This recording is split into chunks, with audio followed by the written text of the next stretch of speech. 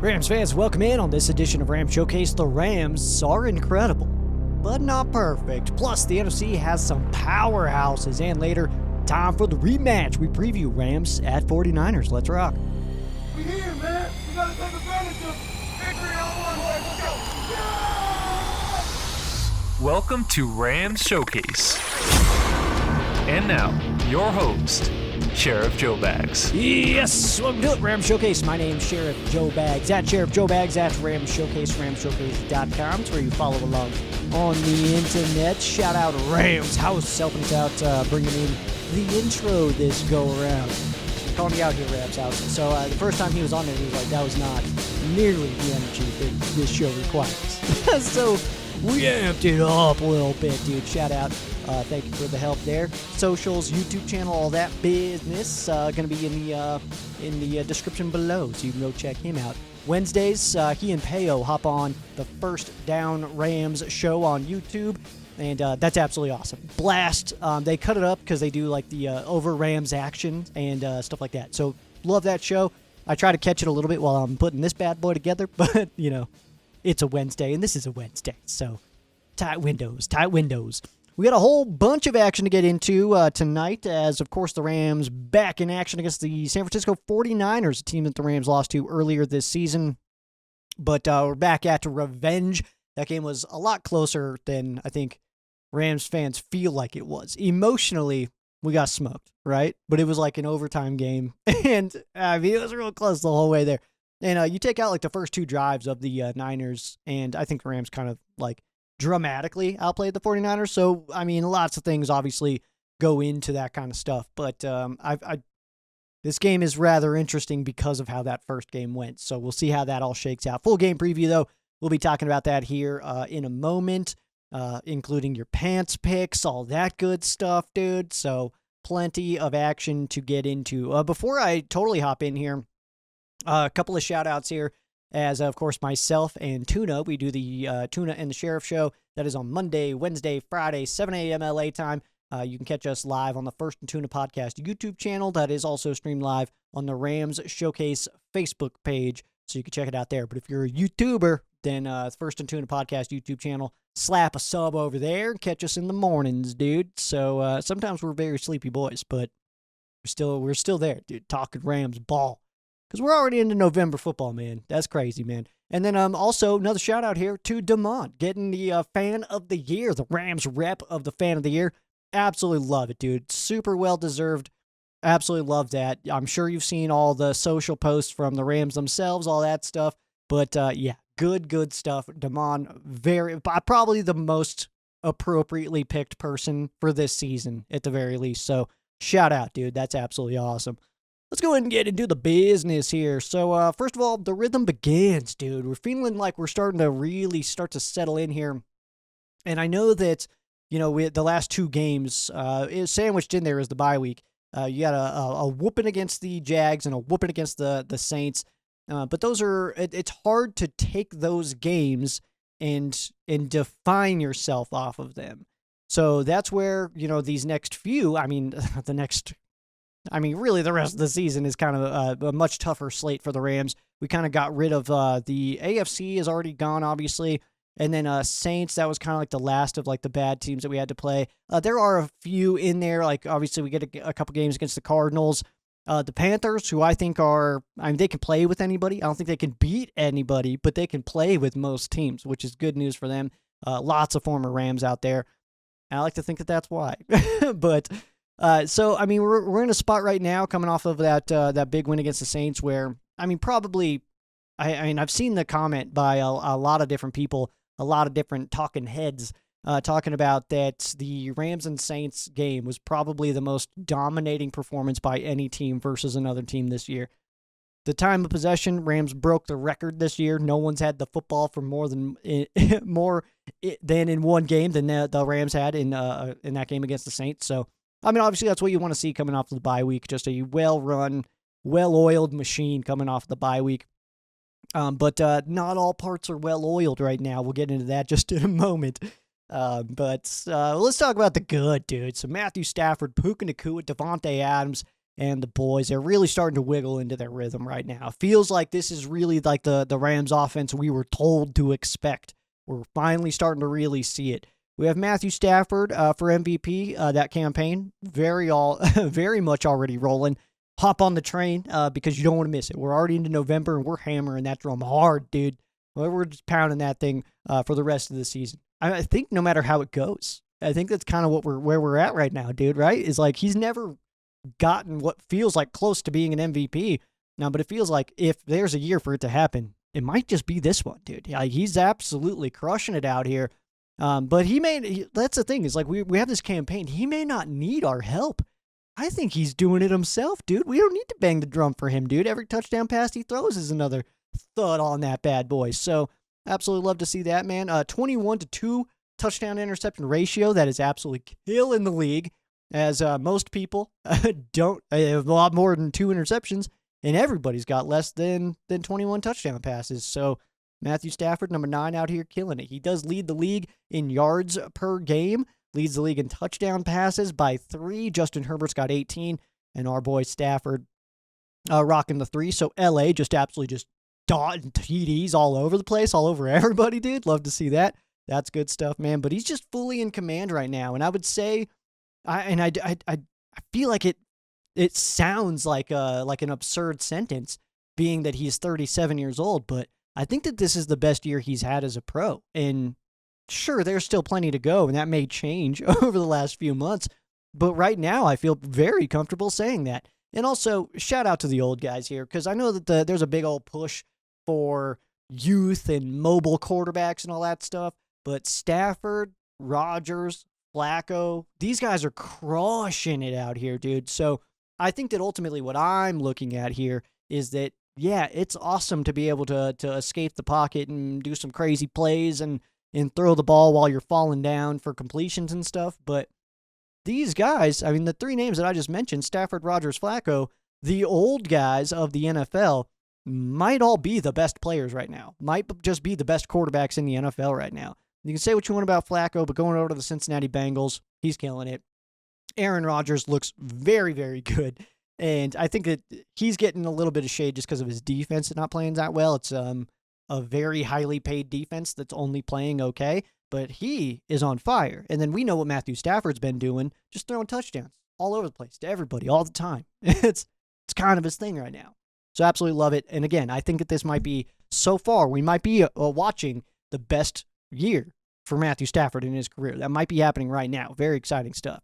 Also, the leader of the group, man, Sean McVay. He might be the best coach in the NFL right now. We might have the best coaching staff in the NFL right now. Soak it in with this coaching staff as well, because, I mean, there's a very strong chance that this does not remain intact after this season. I mean, obviously you got LaFleur as the OC. That one's a little bit more up in the air. I'm not sure if a lot of people are going to covet LaFleur after this season, but I also don't think that's impossible. Obviously, as well as being an offensive coach under Sean McVay, that is obviously big stuff there. And then Chris Shula, we can pretty much feel like we all feel pretty good that he's just gone, right? Like, we don't want to see it, but good for him kind of thing. But the candidates that we already have on the roster right now on the coaching staff, it feels good that we would be able to hire from within. I don't know if that's necessarily the plan. I mean, we'll cross that bridge when we get there. But that is like my ultimate push right now, is just soak it in with this coaching staff, because this is an absolutely killer coaching staff. Probably not going to maintain that after this season's done. So something to keep our eyes on there. But the in-game, the game-to-game, the adjustments are unmatched out of Sean McVay right now. No other coach in the NFL is adjusting like Sean McVay is. And that's where you see the record come in. And I know we've lost 2 games, but both of those 2 losses, both of those came on the final play of the game. So I think that ultimately Sean McVay, I think he's just doing a better job right now than everybody else in the NFL. But week first half, no worries, dude. Second half's gonna roll. It's just kind of the way it feels, right? Like, it doesn't feel like just because you're not performing that well in certain settings or anything like that in a game, it feels like that next drive could be the one where you just push it all the way down and score touchdowns. You know what I'm saying? So, and that's all credit to Sean McVay and those in-game adjustments, that ability to catch things and make adjustments on the fly. But again, that's the entire coaching staff. My best example of that, no Puka, No problem, dude. I mean, we absolutely light it up with the most points we've scored all season in the one game that Puka Nacua didn't play. You know what I mean? In fact, in games that Puka Nacua either didn't play in or got hurt in, Rams 3-0. And I don't want to say that that's a good thing or something that we should strive for, but it is true. And that's just another testament to this absolutely incredible coaching staff. And you lose 2-2, and then you bring in, again, more of the 13 personnel. It was probably part of the plan to start incorporating more 13 personnel over the course of the season, and we're probably at about that time now where we wanted to be including that. So that's probably a little bit of it, but also losing wide receivers will certainly make you make decisions. You know what I'm saying? Also, speaking of, Puka Nacua, unbelievable. This kid is unreal, man. You thought Cooper Kupp was good? Well, he was. He still is, too. But Puka Nacua is the same style, but I think just on a different level than Cooper Kupp was. Cooper Kupp hopefully will turn into a coach one day. The brain on Cooper Kupp, above the neck of Cooper Kupp, is absolutely crazy. Physically gifted as well, but as far as the physical ability goes, I bet that Cooper Kupp wishes he could do some of the stuff Puka's doing. I don't know that for sure. I don't have like insight from Cooper Kupp's brain or anything like that, but it feels like that could be real. No shade intended, by the way, on Cooper Kupp. I have nothing bad to say about Cooper. I hope he loses real hard next week, but other than that, man, I got nothing bad to say about him. But Puka's doing things that the Rams asked Cooper to do, but he's doing them better now. You know what I mean? And he could eventually be more of the cerebral guy that Cooper Kupp really turned into. He developed into over the course of his time with the Rams. By the time he was done, I mean, he was a coach on the field, and I think that Puka Nacua absolutely has that in him. And also, seems like he knows more than 75% of our plays this year. So, also killer news. And then new guy, Davante Adams. He is on an absolute tear lately, dude. So 8 touchdowns on the season, 5 in the last 2 games. That's absolutely crazy. And those 8 touchdowns do lead the NFL. Next behind him, Amon-Ra St. Brown. There's also a tight end. I'm blanking on the name right now, but with 7. So Davante Adams comes over to the Rams. He had 8 touchdowns with the Jets. He's played a lot less games with us, all right? And he's already at that 8 number. So obviously that's killer, man. Nothing bad to say about Davante Adams. The red zone ability of Davante Adams really seems to be settling in as well. Like, this is kind of what we were sold that Davante could be in the red zone. We are finally starting to see. So I absolutely love to see that. I forgot to write down the name of our new kicker, by the way, that we just brought in. So I'm gonna look that up real quick. I don't know why I'm blanking it. It's the thicker kicker is what they call him, which is an awful nickname, and I don't think I want to use it. Harrison Mevis, the kicker, coming over. He's added to the practice squad right now, but Sean McVay made it clear that he is going to compete for starting kicker alongside Josh Carty this week. So, rather interesting. But that was added to the practice squad. We already had a roster spot open, and elevated was running back Ronnie Rivers. Mr. Rivers. I gotta try to find that clip so that people know what I'm saying. But yeah, active roster for Ronnie Rivers. Don't know what that means for Hunter and how he's looking, but it does seem like it's maybe one of those things where we're more comfortable with Rivers being in there than Hunter. So something to keep your eyeballs on. The bigger news, in my mind, is the long snapper as the Rams bringing back Jake McQuaid, man. Jake McQuaid making his return to the Rams special teams unit. The Rams made it known that they would create some special teams competition, and we did expect it to be kicker, which did happen ultimately. But also the tape kind of tells us that Carty and Evans really aren't the whole issue, and there's nobody blameless in the unit. Everybody carries a little bit of that, but I think that ultimately the optics of it make it seem like it's the kicker's issue when really blocking and the pressure is a problem. And you got to think from the other team's standpoint that their special teams coordinator can just be like, dude, everybody go for it as hard as you can. They're going to have a weak spot somewhere. everybody imagine that you could be the one getting in and blocking this kick. Just go for it. Instead of those where the ball snapped and they kind of just like get off the line and just watch the kick, it's like, no, go for it. Because this Rams team cannot block well for field goals right now. And you might get in there, dude. So you might get in there. But I think it makes sense to bring in a long snapper to push Alex Ward to maybe kick it up a notch. A few of those blocks came from right over Ward's left shoulder. So maybe it's one of those things where we just want to bring in McQuaid to be like, hey, we just need you to coach up our young guy. Take some reps. Here's a couple of paychecks, but we need to make sure that our boy is doing a good job out here, which I think he can. I like Alex Ward. I talked really highly about him coming into this year. And sure, players can get better, players can get worse. Sometimes people get a little complacent. They're not playing as well. So a lot of different moving pieces to it. But I think that Jake McQuaid coming back, I mean, this isn't something where we got to look at it as like this old veteran guy. I mean, he's 37, but a long snapper. You know what I mean? And I don't mean to make that position sound like it's not relevant or anything like that, because long snappers got to make tackles, dude. As soon as that ball's kicked, get down there. Go hit somebody. So I get all that, but I think there's something to this Jake McQuaid versus Alex Ward deal.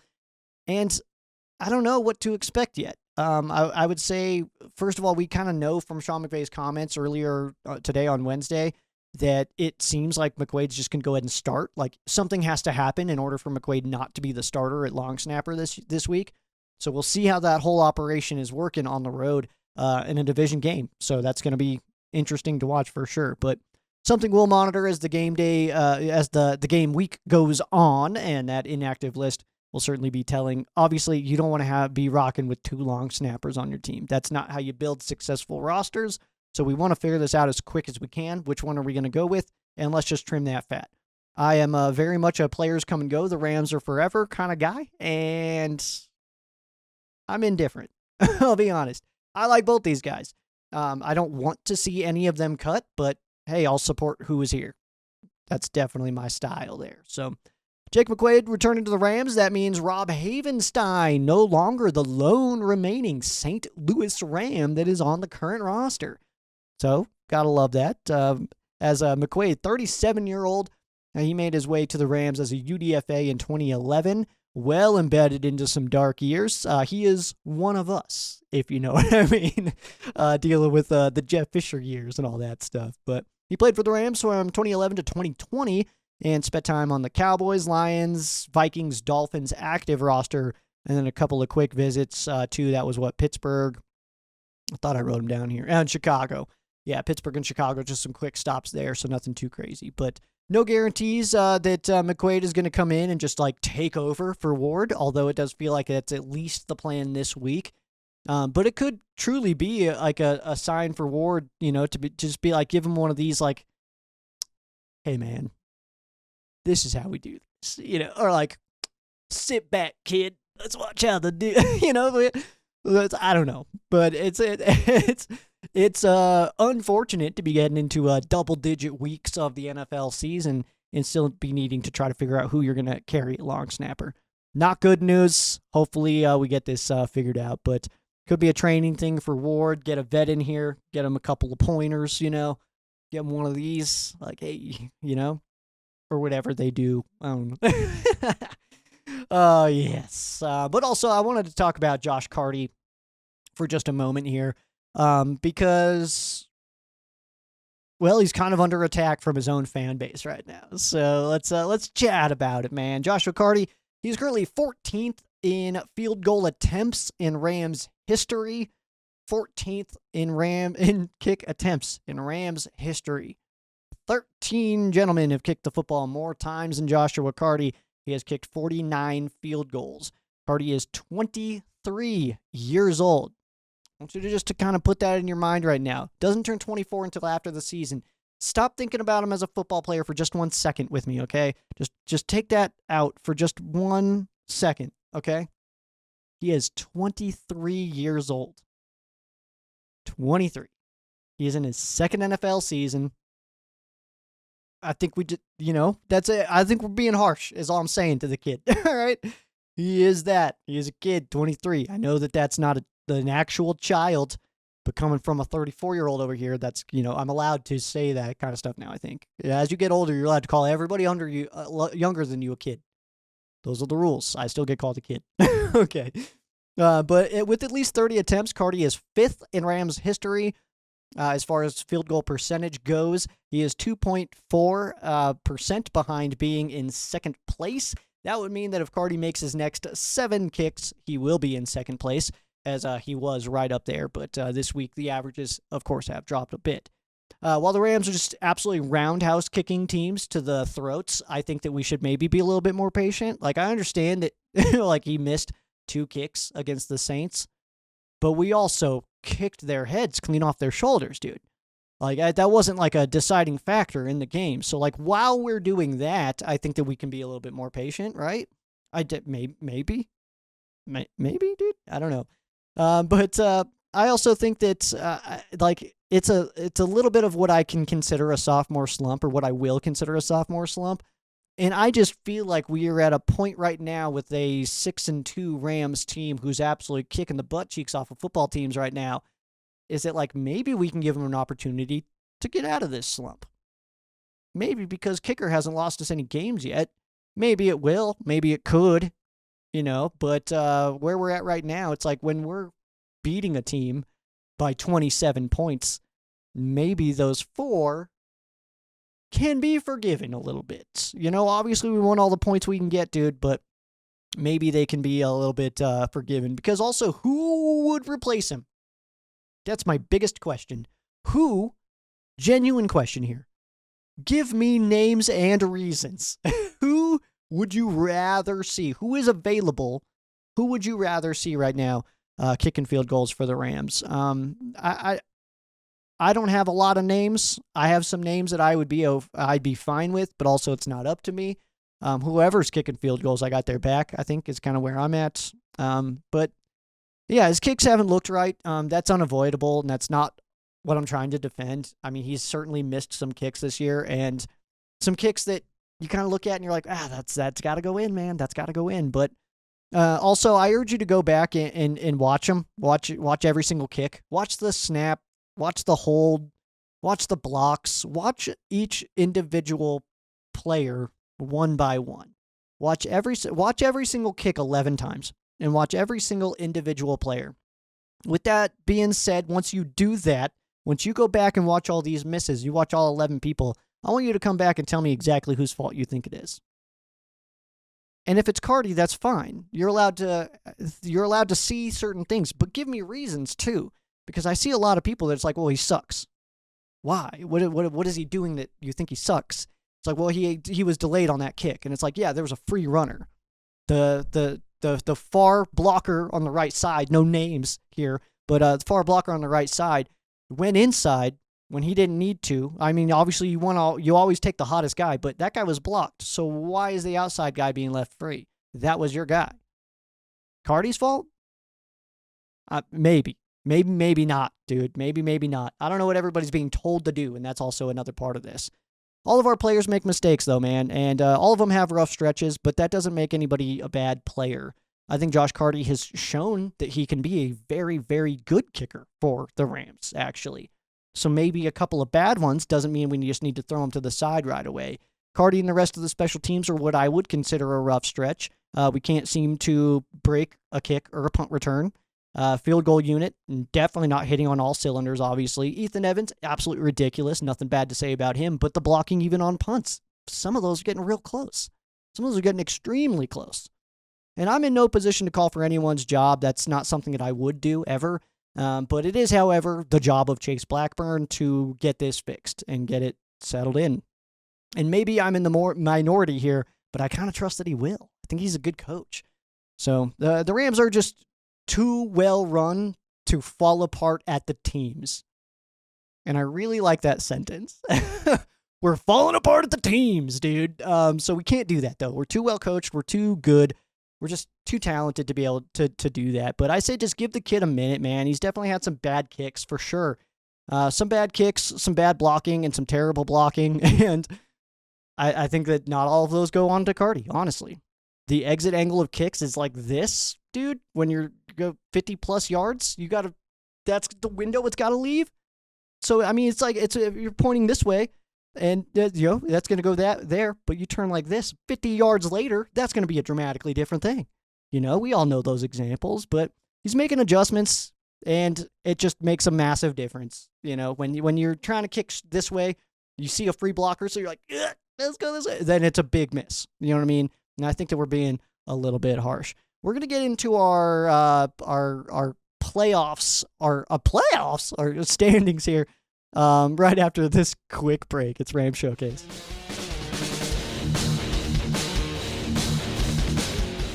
Welcome back in, Ram Showcase. Let's dive into these playoff matchups here before we can get into our game preview. So your playoff picture right now, as on screen, the number 1 seed, Philadelphia Eagles, 6-2. They were on their bye week last week. They were at the Green Bay Packers this week. One hell of a matchup there. And Eagles climbing up to number 1 without even doing anything last week, man. Tampa Bay Buccaneers at 6-2 with the 2 seed. We're also on a bye week. They will host the New England Patriots this week. One hell of a game there. In third, in the NFC playoff picture, we have the first place in the NFC West, Seattle Seahawks, also at 6-2. They did defeat Washington last week handily.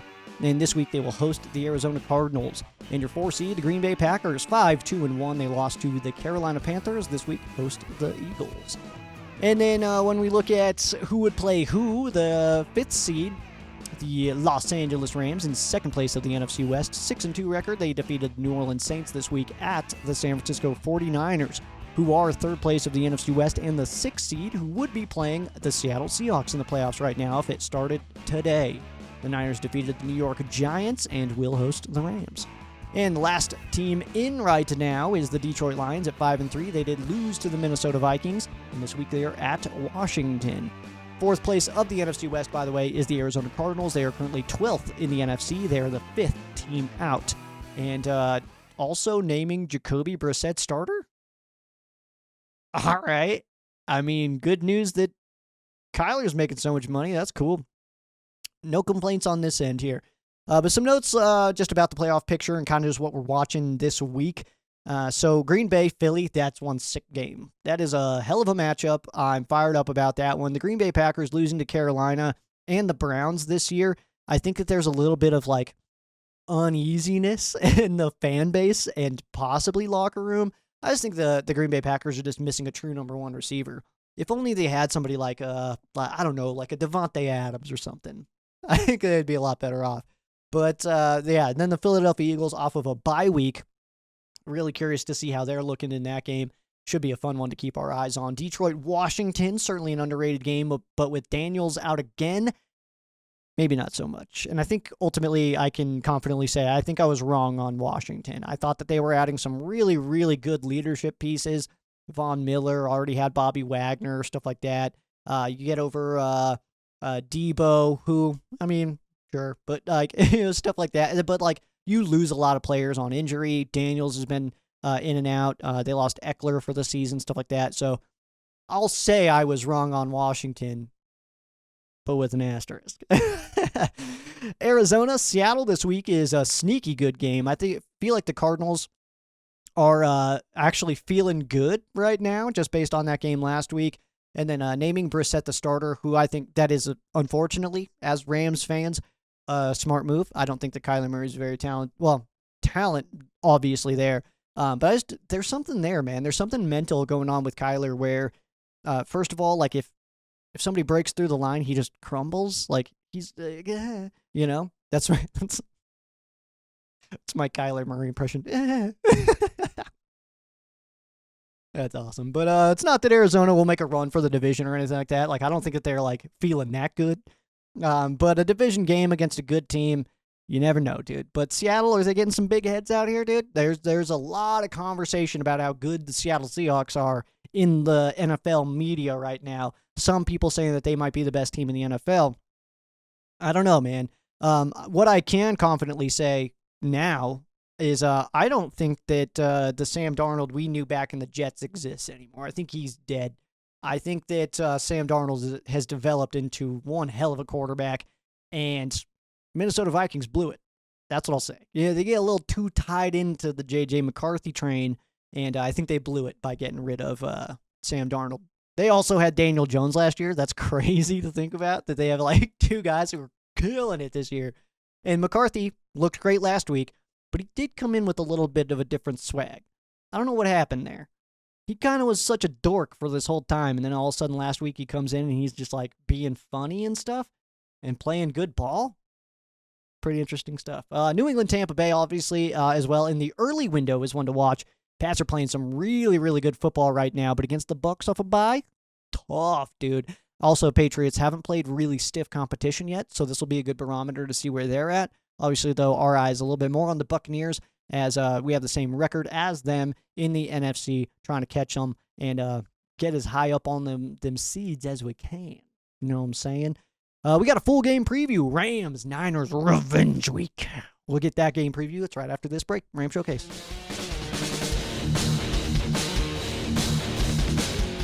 Welcome back in, Ram Showcase. My name's Sheriff Joe Bags. The 6-2 Los Angeles Rams heading up north take on the 6-3 San Francisco 49ers. This game kicks off at 1:25 p.m. Levi Stadium, televised on Fox. Kevin Burkhardt, Tom Brady, Aaron Andrews, Tom Rinaldi on the call. The Rams and 49ers are in the red zones this weekend, so lots of area for anybody not heading out to the game. I know Tuna will be there. Pretty cool stuff there, but yes, large area, a bit of a game of the week, if you will, as two NFC strongholds facing off for their second matchup. First one went to overtime.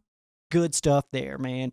For you bettors out there, Rams are -3.5, minus 190 on the money line. The over-under 50.5. So the books have this game sitting about 28-24 in favor of the Rams. So pretty cool news there. Let's get into our Pants Picks, the game that is sweeping the nation. Everybody's so excited about it. Your mom plays. I don't know why you don't.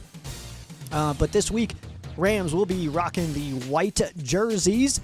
And Rams House pointed out to me that the Rams have not ever worn sole pants when playing the Niners, which I would have to confirm. I just took his word for it and just ran with it. But I'm going sole pants while everybody else going royal. So I might have another week where everybody else gets it right and I get it wrong, which is very cool. We'll see. Pants Picks, tough game, dude. It's tough out. It's ruthless, dude. There's nothing more ruthless than Pants Picks. I don't make the rules. History of this matchup, this is the 154th all-time meeting between these two. San Francisco leads the all-time series 79, 71, and 3. San Francisco won earlier this year, October 2nd, and that was a 26-23 win in overtime for the Niners. Before that, the Rams had won the previous 3 versus San Fran, and this is a series that goes all the way back to 1950. October 1st, 1950 was the first game between these two, and the Rams in that first initial stretch in the first couple years, won 5 of the first 6 against the Niners. I did mention the Niners did beat the Rams earlier this year. That was a tough one, mainly because also the Rams defense, I think, started just too slow. Too conservative, a little too slow, as the Niners were able to march all the way down the field the first 2 drives and score touchdowns, and that kind of just, the Rams had a hard time kind of taking over after that. So as long as that can, be okay, then I feel decent. I don't know what that means, but I feel okay, though. So the NFC West, they have 3 teams right now fighting for top seeding right now. The Rams play the 2 others in the next 2 weeks, so definitely tough stretch here. And then after that is a game against the Bucs. But game 1 of a bit of a stretch that will show us exactly who this Rams team is. As like I said, San Fran, and then home against the Seahawks, and then home against the Buccaneers. That's a Sunday night football game. They're giving away Aaron Donald bobbleheads. One to be at, for sure. But then it's Carolina and in Arizona. And I mention those because it's like Carolina is actually playing some pretty decent football right now.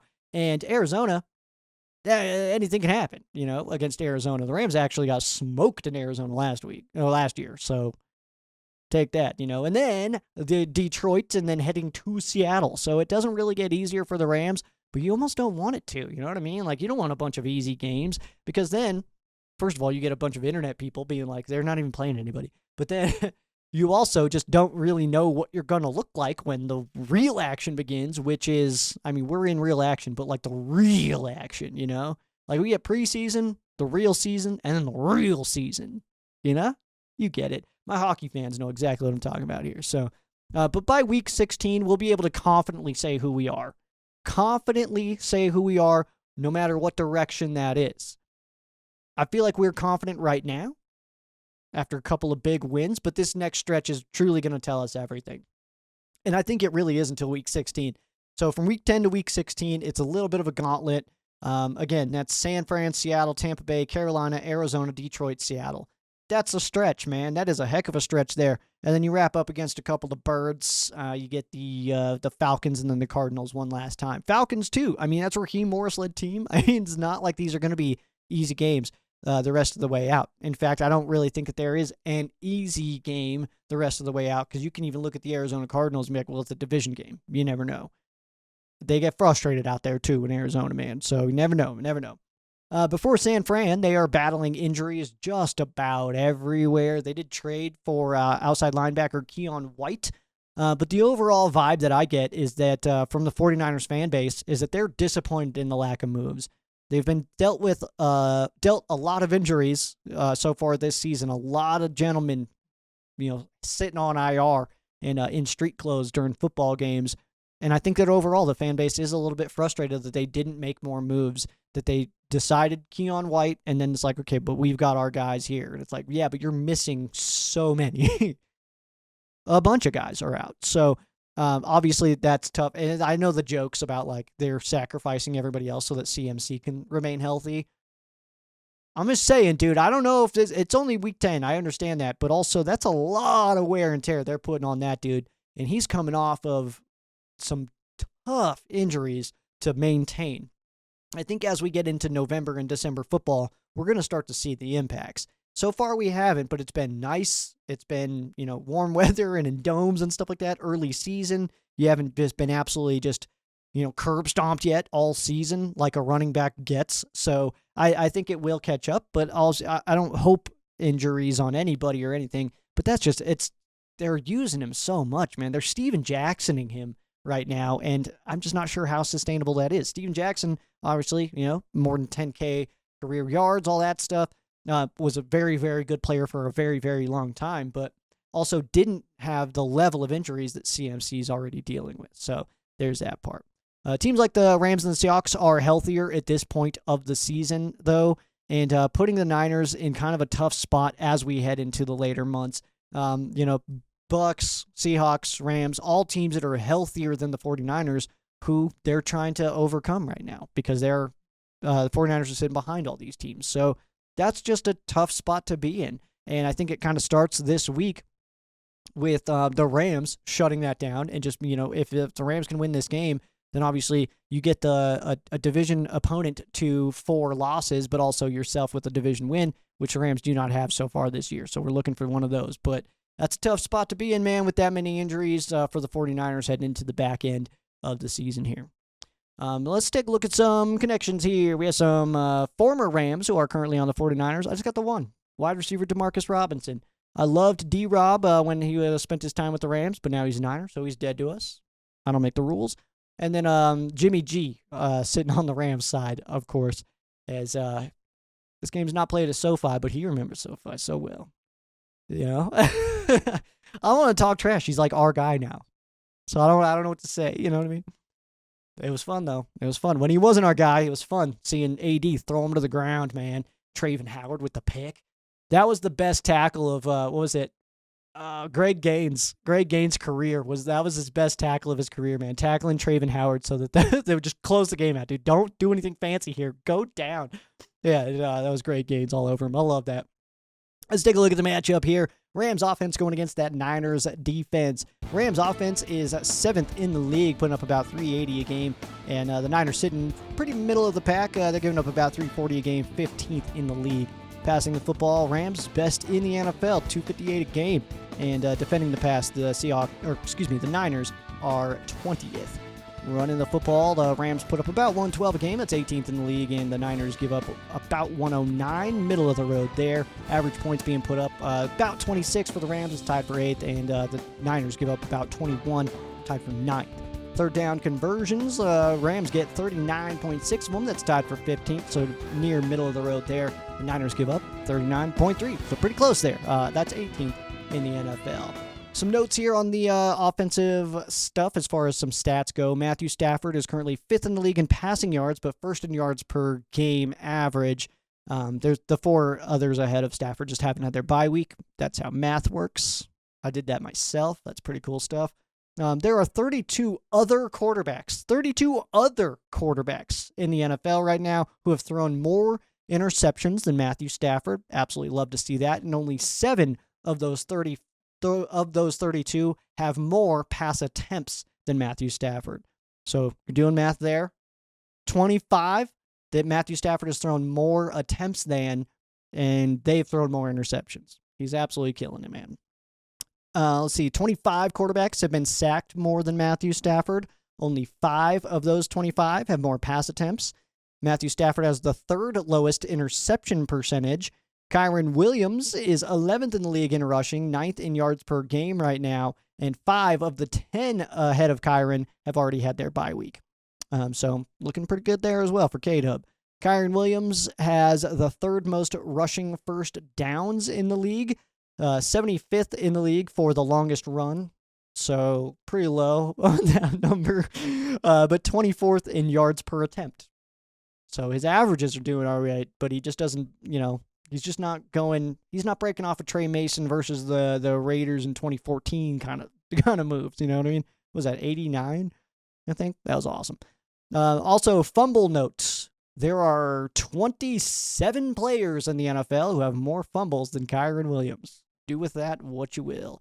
Puka Nacua is currently 9th in the NFL in targets. Devontae Adams, 11th. So I know a lot of people are like, we just keep on forcing it to Puka Nacua. All the balls are going to Puka Nacua.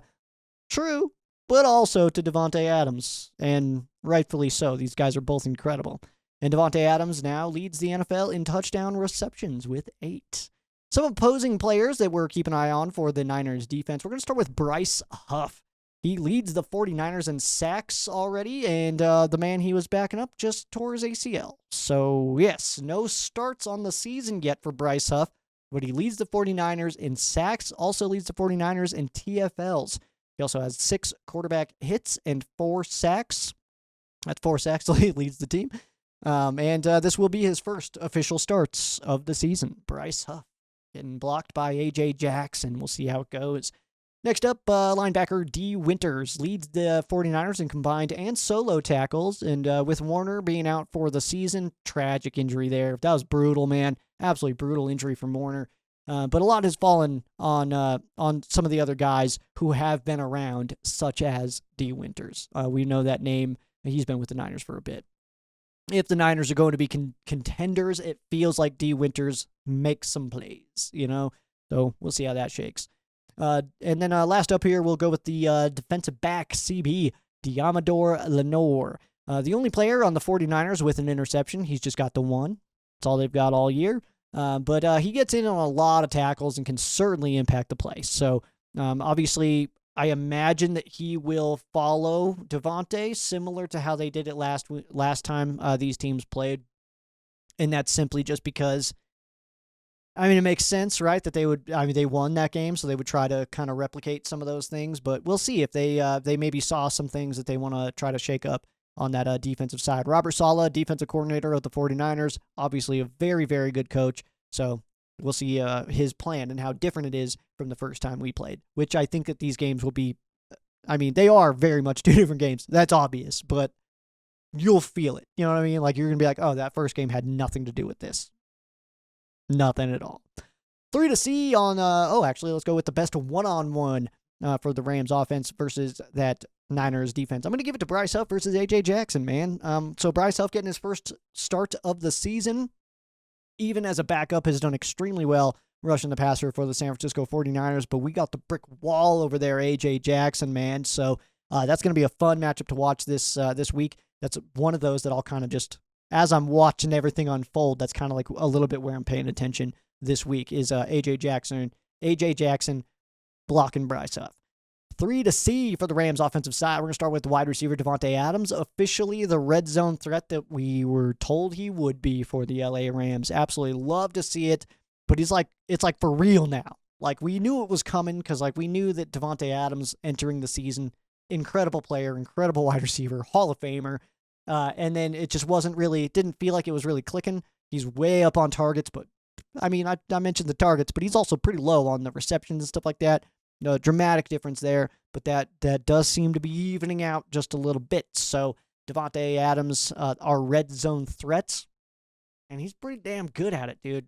It's crazy. Those fades, I don't think that I can remember a time in like between now and like watching Torrey Holt and Isaac Bruce where we could just hit a freaking fade, dude, from like the 2, and it just felt so good. Like it felt like it was going to happen.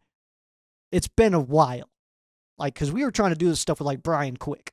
And I don't know if I need to tell you or not, but Devontae Adams is a little bit better. And it's been very fun to watch. Next up, Kyron Williams, K-Dub, off of a big performance, over 100 yards rushing, and punched in his court-mandated touchdown in the fourth quarter. He's required to get one a game. I don't make the rules, and it ended up being in the fourth this time. Lots of reps to Blake as well, but K-Dub still very much the main man, and does seem to be finding a bit of a rhythm right now, which is good stuff. In the first game against the 49ers, the Rams only had 16 rush attempts, so obviously we hope to see a little bit of a different game plan out of the Rams offense coming into this week. And last up here, I'm going to give it to Terrence Ferguson, T-Ferg. The Rams revealed guest this week.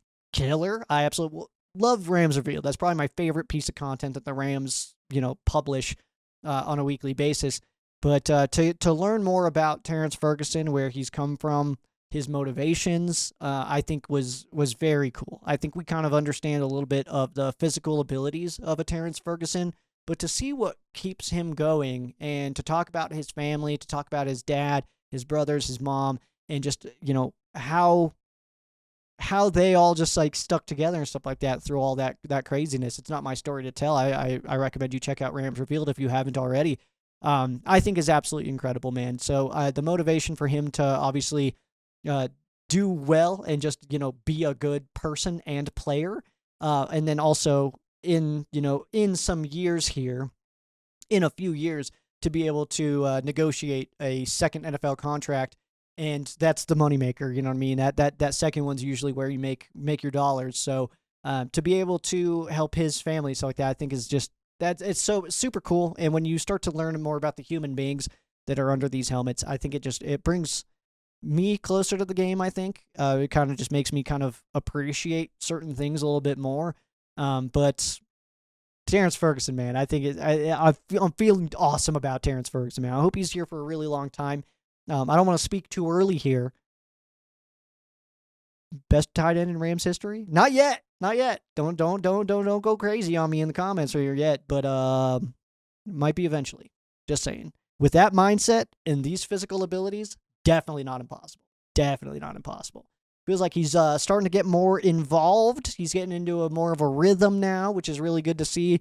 But it feels like just a matter of time before somebody gets the brunt of the Ferguson breakout game. And hopefully it's a team like the 49ers. Key to success when the Rams have the football. This is a team that is stacking up injuries that you're going against, all right? No messing around, all right? We let a hospital team beat us last time. Can't do it this time. They're getting a little healthier than they were the previous time. They have lost some other guys since then, but some other guys have come back. So I think that ultimately it's a team that just you play mistake-free football like the Giants were able to do last week. The Jackson Dart didn't throw any interceptions. Obviously, they didn't even have Cam Scadaboo, so that sucks. Football players love Cam, or football fans of the game love Cam Scadaboo. I don't make the rules. But that was unfortunate. But I think that this team ultimately just has more talent than the Giants do. So feels like we should be able to do better than the Giants. You would think, right? Week to week, though, nothing's guaranteed. Let's flip over to the other side here. This is the Rams defense going against that 49ers offense. 49ers offense is 11th in the NFL, putting about 366 a game. The Rams defense, top 10 unit, giving about 325, passing the football, 5th ranked unit for the Niners. That's 255 a game. The Rams, 13th, giving up just a few yards over 200 a game. Rushing the ball, this is where the Niners aren't necessarily even trying that much, is 26th in the league, putting up about 97 a game. Rams give up just under 100. That is 11th in the league. Average points being put up, Niners putting up about 21.5. That's 23rd. Rams giving up a little under 16. Absolutely incredible numbers there. That is second in the league. And third down conversions, the Niners convert 47.1. Very strong number there. And the Rams give up 33%. That is second in the NFL. Quentin Lake is tied for third in the league in passes defended. He's playing absolutely out of his mind in the secondary this year. Captain Q absolutely killing it. Jared Verse is third in the league in forced fumbles. Yeah, he's got more than Nate Landman. I don't know, man. I don't know. Byron Young, third in the league in sacks. His streak was broken. Unfortunate penalty. I don't think it necessarily should have been. I'm not sure if it was in fairness, I'm saying it shouldn't have been a penalty, but I don't know if it was this or this. I don't know if it was the hit to the helmet or landing on top of the quarterback. But isn't that why you wear pads? I don't know, man. Cam Curl is 10th in the league in solo tackles. He is flying all over the place. Byron Young and Jared Verse are tied for second in quarterback hits in the NFL. Rams defense is fourth in yards per play. Doing a really good job there. Rams are also tied for the seventh fewest passing touchdowns allowed with 9, and first in rushing touchdowns allowed, just 2 on the ground given up by the Rams defense. Rams also have the fewest missed tackles in the league by a bit of a margin. Feels like that should stick for the rest of the year, unless something catastrophic happens and we see some Dante Hall-like plays out here. You never know, man, I guess. But some opposing players keep our eyeballs on this weekend. We're going to start with CMC, of course. Best player on that team, so got to talk about him. Definitely holding up better than I thought he would, I'll be honest. But there's a lot of ball left. Holding up good, though. Holding up good. He is tied with Puka Nacua in receptions in the NFL. That blew my mind a little bit.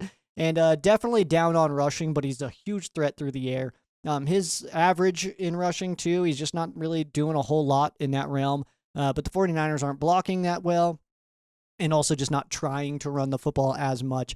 They really do use that short passing yard, like short game passing and like screens as an extension of the run. And I know that's not a real comment, but it's kind of how they decided to take on some of those short yardage situations. Next up, we'll go with Brock or Mac, because I honestly don't know who's playing yet. I know Brock Purdy was limited in Wednesday's practice, so I would imagine that Mac Jones is going to start.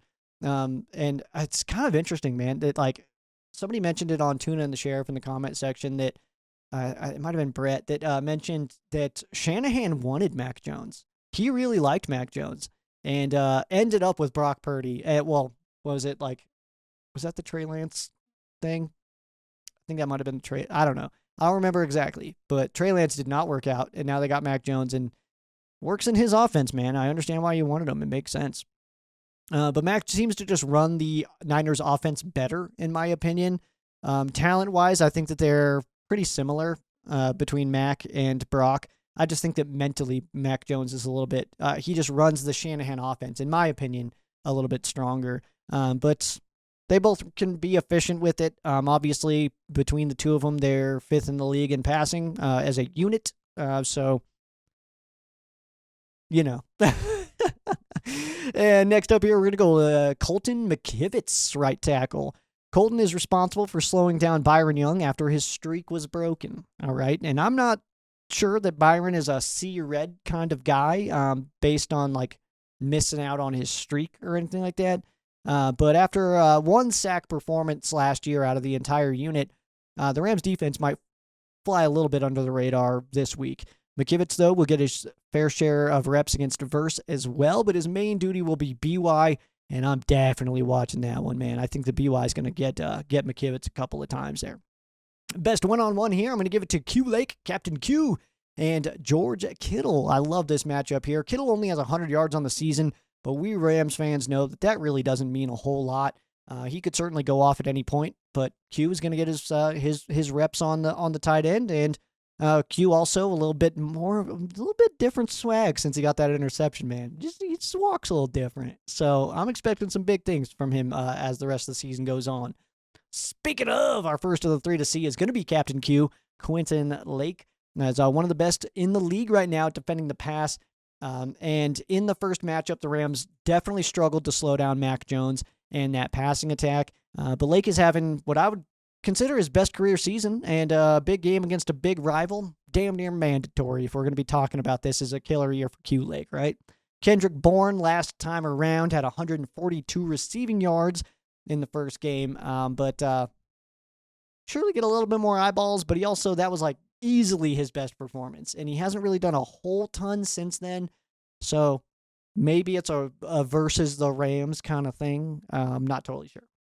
Next up, Jared Verse. So easy to put Verse on these lists, man. I'm telling you. Rams only had 1 sack on Jones in the first matchup, but this also could be that was the game that Jared Verse started to get in there. You know what I mean? He started breaking through a little bit. He had 5 quarterback hits in that first meeting, and it's just rude out of Jared. It's also incredible, man. So hopefully the sacks are notching up this week. But the Niners in their quick passing game, that's, get your hands up too. And I'm looking for Jared Verse to be able to maybe pull one of those plays that, who was it that did that to Spencer Rattler? Just kind of was able to tip it out of the air and then catch it himself. Absolutely awesome. And last one, our 3 to see, we'll give it to linebacker Nate Landman. Seems to be in on most tackles this season. Dude is everywhere. At the end of every play, it's like, oh, there's Landman. He's in there. He's in the pile. But he'll be responsible, at least on some occasions, for making sure that CMC isn't killing us through the air. So there's that. Another punch-out this week could be happening. This is my impression of Nate Landman. That's my impression of Kyler Murray's. My impression of Nate Landman is, you get it. Key to success when the Rams are on defense is going to be just don't let the game start like it did last time. Start faster. Start more aggressive than you did in the first meeting, man, because the Niners were able to go down first 2 drives, put the ball into the end zone, so they were up 14 points there. Obviously, the Rams were still able to do their damage, but going down by letting them score 14 points in the first quarter, that's not where you want to be, That's not where you want to be sitting in halftime trying to figure this out, especially because Shanahan and McVay, it's like their brains are damn near one. So it's very difficult to outsmart them. So it does come down to execution a lot of times between these games when it comes to the Rams and the 49ers. The Niners had their stretch. The Rams are kind of what I would consider in their stretch of kind of handling this matchup. Again, they won the previous 3 outside of the one earlier this year, and then you take away, you can't because they happened, but if you removed those first 2 drives of the 49ers, Rams kind of beat them up a little bit. So maybe I'm just being a homer, and I'm okay with that. Yeah, that's where we're sitting, man. That's going to be my key to success there is just start a little stronger on defense. Don't let them just march down on you to start the game, especially we're on the road now. We were at home last time, so now we're on the road, and just got to be able to quiet that Levi Stadium crowd down in the most boring stadium in the NFL. What is going on up there, dude? That is so boring, so basic. And maybe I'm a homer there as well. And that's also, in fairness, I get it, Niners fans. If Levi Stadium was my home field, I would also try to go to SoFi as often as possible. I get it, dude. I get it. No blame. No blame in here, man. So that is your game preview. Rams taking on the Niners, Levi Stadium, 1:25 p.m. local time on Fox. A large portion of the country will get to see this game on their television screens. But for those of you going to the game, dude, take pictures. I absolutely love that. That's good stuff. If you see Tuna, tell him I said what's up. That's going to be good stuff. Also, catch me and Tuna doing our full game preview of this game on Friday morning on Tuna and the Sheriff. That'll be streamed live at 7 a.m. LA time on the First and Tuna Podcast YouTube channel and Ram Showcase Facebook page. That's it, man. This is our last game against the Niners this year. Revenge. Best served freaking tough, dude. I don't know what that means, actually. Fan quesos, though. That is on the other side of this break. It is Ram Showcase.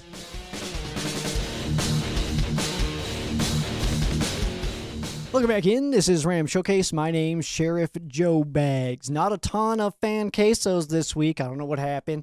I did post them earlier than I normally do, but Payo Time is missing. Also, Edwin missing. I don't know what happened. We'll check again before we totally bounce out, man. Maybe Edwin is furiously typing right now. Emphasis on the win, of course. Let's go ahead and go down the list here on the YouTube channel. As we'll start here with Rams house. Whose house? Starts with favorite Bryce Hager moment. Yikes, dude. I don't know where you're pulling these names from, but are there any? I don't know, man. Like, first of all, you're not allowed to dive this deep unless you give me at least one. All right? Those are the new rules. All right? How am I supposed to think about things that Bryce Hager did? Seriously, dude. He says easier one. Favorite Jenks play. Jack Rabbit, man. Oh, I love Jenks, man. I've got his jersey sitting in my closet over here. I was a big Janoris Jenkins guy. He and True, I thought were such a sweet combo, man. Court also. Cortland Finnegan, I got his jersey too. But yeah, that was fun stuff, man. There was a play against the Giants, a pick six that he had against the Giants. It was just so smooth, man. The ball, I want to say it must have been Eli, right? The ball was thrown to the right side. They weren't super far down the field, maybe like to 20 or so. And just the way that Jenks kind of baited him into it, man. He just kind of stepped back a little bit, let him throw that ball, and just boom. And he was so quick, man. His change of direction was absolutely incredible. So him able to like kind of float back, and as soon as that you see that quarterback start going for it, he just boom, change of direction, and he was there. I mean, that was absolutely incredible. And then just kind of did his, his sweet celebration, the high stepping going into the end zone. I would say that one for me is my favorite Jenks play. But I was a big Jenks fan. He blocked me on Twitter. I don't know what happened. I do know what happened. I was like, man, just like, I didn't even like tweet him or anything like that. I just said something about it. I was like, this is so frustrating, because it was like the contract stuff. And I was like, this is so frustrating, man. It's like, all right, just forget it. Let's go with somebody else. And then he blocked me. What can you do? Next one here from Rams House. Will we ever see a knuckleball kick again? Haven't seen one in the last 2 games. I think that ultimately what those last 2 games were just not a need to do it. Why give people practice and tape when you're just destroying somebody? You know what I mean? So I think that that's kind of where that's at. I think that we'll see him this week, if that makes any sense. Like I think we'll try that again against the 49ers. It feels like something we'll do against good teams. Has some bit of an advantage there. Rams starting field position on defense is killer. So I mean, it's working for sure. I'm still like, I understand like McAfee and all these people are saying it's like, well, it could be impacting Cardi's kicks. I don't really think so. I really don't. And it's like, I use the example like it's like at my work, I can type real fast, but I can also answer phones like a son of a gun, dude. Like it has no impact. Like just because I'm answering phones doesn't mean I'm going to be bad on the keyboard now. You know what I mean? God, my job is boring. Doesn't matter. Next one here from Paul. What do you think of the Rams' recent signing of their former long snapper? Absolutely love it, dude. Jake McQuaid. I don't like to get into other like off-field stuff too much, but there was a video of Jake McQuaid that came out. He was speaking at I believe it was his church, speaking out against some stuff that was going down, and just made me realize like not only is he an awesome long snapper, but good human being as well. Positive human being, good impact on the world. Overall, net positive. Jake McQuaid is on the universe. So that's good news there. But as far as talent-wise and what it brings to the football field, I think it's just a little bit more consistency that we saw from Alex Ward all last year. This year, though, it's been a little bit different. We have seen a few snaps that have been a little bit little wonky, if I will. and I think that McQuaid coming in, I don't know if he's going to be our guy for the rest of the season. It may just be like a week or two or whatever. But either way, I mean, whoever they choose, I'm sure is the right decision now that we've got a really good one in Jake McQuaid. But it's not like Alex Ward is a bad long snapper by any means. I just think there's a little bit of, I don't know, man. There's something going on in the special teams unit right now. Everybody just seems a little on edge, a little shaky, dude. So if bringing in some competition and another kicker and another long snapper kind of settles everybody in, then so be it. Maybe we do bring in this competition with Mevis and McQuaid, and it just settles in Cardi and Ward to settling in more themselves. So maybe I think it's a good thing either way, because also if these guys come in and we realize that McQuaid is like a way better long snapper, I mean, way better long snapper. That's a minuscule difference that you're looking at when you're analyzing. That's hell yeah, dude. That's awesome. When you're analyzing these guys, I mean, it's minuscule, but I trust that the coaches will make the right decision, and whoever they decide to keep, man, I've got their back. That's kind of how I always feel about it. Same with the kicker position.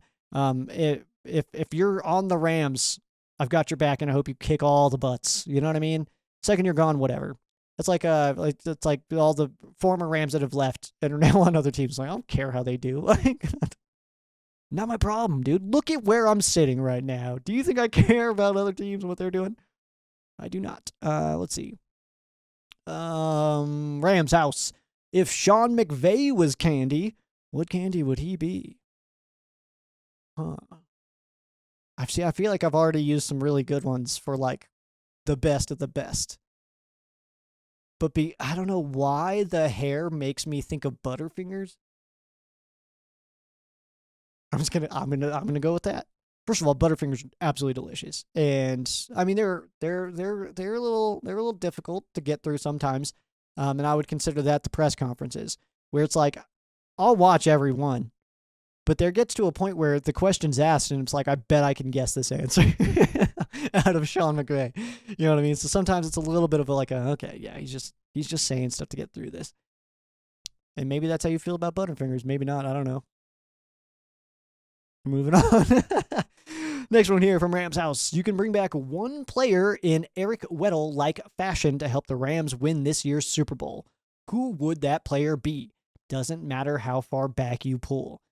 So if we're going based on the Rams team right now and what we're lacking, I mean, just give me Jeff Wilkins. I mean, or Jeezy.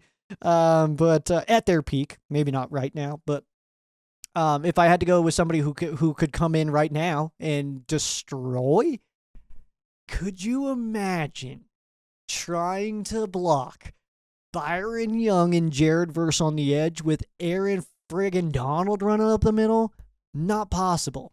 Not possible. So that's obviously the one. We wouldn't even need to put a secondary out there. You just put your front seven out there, no corners, no safeties, still win by 30 every game. Because no one's getting that football off, dude. That's amazing. Yeah, I feel good about it. Let's see here. And Rams House. Do you think Rams fans appreciate A.J. Jackson enough to think he had blood clots in the summer and has been playing at such a high level since coming back? Doesn't feel like he gets talked about enough. Feel like the first time we heard AJ's name in quite a while was the sack he let up to Chase Young. Other than that, it's been crickets. Exactly what you'd want, right? Absolutely right, man. You don't want to hear from your offensive lineman. It's like the fact that most Rams fans know the name Alex Ward is not a good thing right now, man. And it's exactly that same way on the offensive line. So, yeah, you don't want to hear your offensive lineman's name, but A.J. Jackson, he's been such a brick wall at that left tackle spot, man. Obviously, such an incredibly talented player. A UDFA, so not one of those, Orlando Pace top 5 picks kind of guys that comes in, but he's filling that role so well. I've been high on him for a while now. I think that you're one of the people that knows that I've kind of talked about him, and I talk about offensive linemen a lot, and sometimes I'm wrong. Like, I liked Bobby Evans, I was fired up about him, but it didn't work out. I think that he ended up kind of getting, I don't want to say lazy because that just feels like a rude word, but it did seem like effort levels were kind of struggling there. While A.J. Jackson, quite the opposite, man. I liked what I saw from him, and it seems like he was really starting to work on his craft.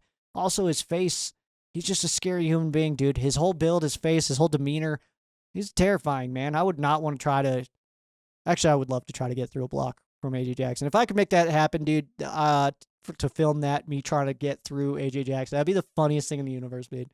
I want to do that so bad, where I try to do football to real football players. You know what I mean? I want to try, dude.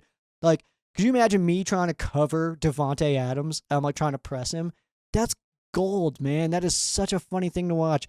Or like me try to like Quentin Lake manned up on me and I try to break free and get open. That's so funny, dude. That is so funny. Me trying to block Jared Verse. First of all, you get just have the ambulance there, all right?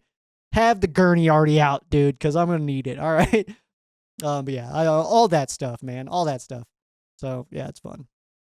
Me try to kick a field goal. You'd feel damn good about Josh Carty after that, after watching me try to put one through. But yeah, I think you're absolutely right, man. Not enough people appreciate our entire offensive line. Coleman Shelton just did something. Let me see. I saw this tweet as I was working, as I was recording this. Yeah, from the LA Rams PR page at the LA Rams PR. Incredible follow. Definitely do that. It says Coleman Shelton has only allowed 1 sack on 290 pass blocking snaps in 2025, according to True Media. Oh, yeah, according to True Media. My inflections were wrong there. He also ranks 7th in offensive grade and 5th in run blocking grade among all centers. He's killing it, dude. Coleman Shelton, another center who's just absolutely destroying souls. Absolutely love to see it. That's going to do it for me, I think, though, man. Let me check here. I'll do it this way, because I'm becoming an old man. The only way I could get older is if I used my phone like this, which honestly feels so comfortable. I'll be honest, man. This actually kind of rocks. Man, my mom has it right, dude. She's nailing it. Anyway, no other fan quesos. Edwin, man, I'm sorry I missed you, man. I'm sorry that we didn't get you in on this sode. But make sure you drop them next week, as the Rams will be taking on the Seattle Seahawks for that game preview there. Yeah. Fan quesos. If there's another spot you would like me to ask for fan quesos so that you can get yours in, let me know. We can coordinate that for sure. But make sure you follow along on Tuna and the Sheriff. That is Monday, Wednesday, Friday, 7 a.m. LA time. Live streamed on the First and Tuna Podcast YouTube channel, as well as the Rams Showcase Facebook page. I think that's about it. We'll be live again ahead of the game this weekend as I drive out to the bar, which is pretty cool. I don't know. Hopefully it's not as hot this time around. God, that sucked, dude. I was not happy about that one bit, by the way. Yeah, I think that's gonna do it for me. Follow along on your favorite social media at Ram Showcase, at Sheriff Joe Bags, ramshowcase.com as well. But that's going to do it for me. I am Sheriff Joe Bags. This has been Ram Showcase on Sports War Radio and the Fan-Sided Network. For those of you who aren't Rams fans, our thoughts and prayers are with you. For those of you who are Rams fans, thank you so much for watching, and go Rams.